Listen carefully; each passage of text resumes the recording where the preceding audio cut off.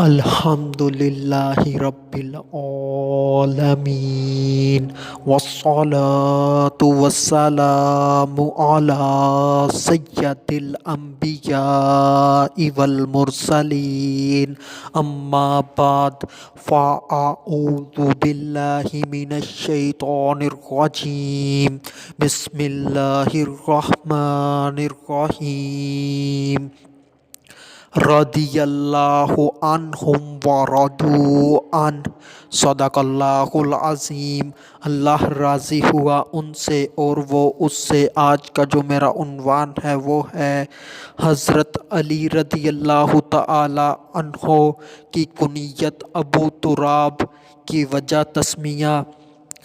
درود پاک کی فضیلت نبی اکرم نور مجسم شاہ آدم و بنی آدم سیاہ لا مکان شب اسرا کے دھولا مصطفیٰ جان رحمت صلی اللہ علیہ وآلہ وسلم نے ارشاد فرمایا، تمہارا مجھ پر درود پاک پڑھنا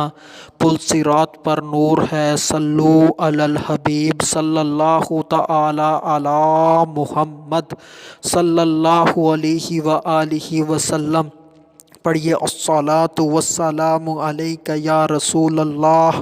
وعلی آلک واصحابک یا حبیب اللہ۔ حضور پاک صلی اللہ علیہ وآلہ وسلم نے جو حضرت ابو تراب حضرت علی رضی اللہ تعالی عنہ کی کنیت رکھی، اس کی وجہ تسمیہ یہ ہے۔ ان میں سے ایک وجہ یہ ہے کہ ایک مرتبہ غزوہ عشیرہ کے موقع پر لشکر اسلام صحرا میں سے گزر رہا تھا، تو نبی پاک صلی اللہ علیہ وآلہ وسلم نے لشکر اسلام کو آرام کرنے کے لیے نخلستان میں رکنے کا حکم دیا۔ نخلستان وہ جگہ ہے جہاں پر کھجوروں کے درخت ہوں، تو حضرت علی رضی اللہ تعالی عنہ ایک درخت کے نیچے آرام کرنے کے لیے لیٹ گئے۔ تو جب نبی پاک صلی اللہ علیہ وآلہ وسلم تشریف لائے تو حضرت علی رضی اللہ تعالی عنہ کے جسم پر مٹی لگی ہوئی تھی، تو حضور پاک صلی اللہ علیہ وآلہ وسلم نے یہ دیکھا اور ارشاد فرمایا، اے ابو تراب اٹھو۔ تو جب حضرت علی رضی اللہ تعالی عنہ نے حضور پاک صلی اللہ علیہ وآلہ وسلم کی آواز سنی تو حضرت علی رضی اللہ تعالی عنہ اٹھ کھڑے ہوئے، اور اس کے بعد حضرت علی رضی اللہ تعالی عنہ کی یہ کنیت ابو تراب مشہور ہو گئی۔ اور دوسری روایت میں یہ ہے کہ ایک مرتبہ حضرت علی رضی اللہ تعالی عنہ سیدہ کائنات بی بی فاطمہ رضی اللہ تعالی عنہ سے ناراض ہو کر مسجد نبوی میں جا کر لیٹ گئے، تو حضور پاک صلی اللہ علیہ وآلہ وسلم اپنی پیاری بیٹی بی بی فاطمہ الزہرا رضی اللہ تعالی عنہا کے گھر تشریف لائے، تو نبی پاک صلی اللہ علیہ وآلہ وسلم کو معلوم ہوا کہ حضرت علی رضی اللہ تعالی عنہ میری بیٹی بی بی فاطمہ الزہرا رضی اللہ تعالی عنہا سے ناراض ہیں۔ تو حضور پاک صلی اللہ علیہ وآلہ وسلم مسجد نبوی میں تشریف لائے اور دیکھا کہ حضرت علی رضی اللہ تعالی عنہ مسجد نبوی میں فرش پر لیٹے ہوئے ہیں، سوئے ہوئے ہیں، اور ان کے جسم پر مٹی لگی ہوئی ہے۔ تو حضور پاک صلی اللہ علیہ وآلہ وسلم نے ارشاد فرمایا، ابو تراب اٹھو۔ تو حضرت علی رضی اللہ تعالی عنہ نبی پاک صلی اللہ علیہ وآلہ وسلم کی آواز سن کر اٹھ پڑے، تو حضرت محمد صلی اللہ علیہ وآلہ وسلم نے ارشاد فرمایا، اے علی، کیا میں تمہیں سب سے بدبخت ترین شخص کے متعلق نہ بتاؤں؟ تو حضرت علی رضی اللہ تعالی عنہ نے ارشاد فرمایا کہ سب سے بدبخت ترین وہ شخص ہے جس نے حضرت صالح علیہ السلام کی اونٹنی کی کونچیں کاٹیں، اور دوسرا وہ شخص سب سے بدبخت ہے جو تیرے چہرے کو اور تیری داڑھی کو خون سے آلودہ کرے گا۔ تو اس کے بعد سے حضرت علی رضی اللہ تعالی عنہ کی کنیت ابو تراب مشہور ہو گئی۔ یہ جو دوسرا واقعہ بیان کیا ہے جس میں حضرت علی رضی اللہ تعالی عنہ مسجد نبوی میں آ کر لیٹ گئے تھے، تو اس واقعے سے ہمیں یہ سبق ملتا ہے کہ جو میاں بیوی ہوتے ہیں ان کے درمیان ناراضگی ہو جاتی ہے، اور اس ناراضگی کو صلح میں بدلنا چاہیے۔ اور نبی پاک صلی اللہ علیہ وآلہ وسلم کا جو یہاں پر رول ہے وہ کتنا پیارا ہے کہ آپ صلی اللہ علیہ وآلہ وسلم جب بی بی فاطمہ الزہرا رضی اللہ تعالی عنہ کے پاس پہنچے اور انہیں معلوم ہوا کہ حضرت علی رضی اللہ تعالی عنہ بی بی فاطمہ الزہرا رضی اللہ تعالی عنہ سے ناراض ہیں، تو نبی پاک صلی اللہ علیہ وآلہ وسلم نے بی بی فاطمہ الزہرا رضی اللہ تعالی عنہ کو بھی ڈانٹا ڈپٹا نہیں، اور حضرت علی رضی اللہ تعالی عنہ کو بھی ڈانٹا ڈپٹا نہیں، نہ ہی غصے ہوئے حضرت علی رضی اللہ تعالی عنہ پر کہ تو نے میری بیٹی کو ناراض کیوں کیا، یا تو ان سے ناراض کیوں ہوا۔ اس طرح کی کوئی بات نہ ہوئی، بلکہ بہت پیار اور محبت سے فرمایا، اے ابو تراب اٹھو۔ تو اس سے یہ پتہ چلا کہ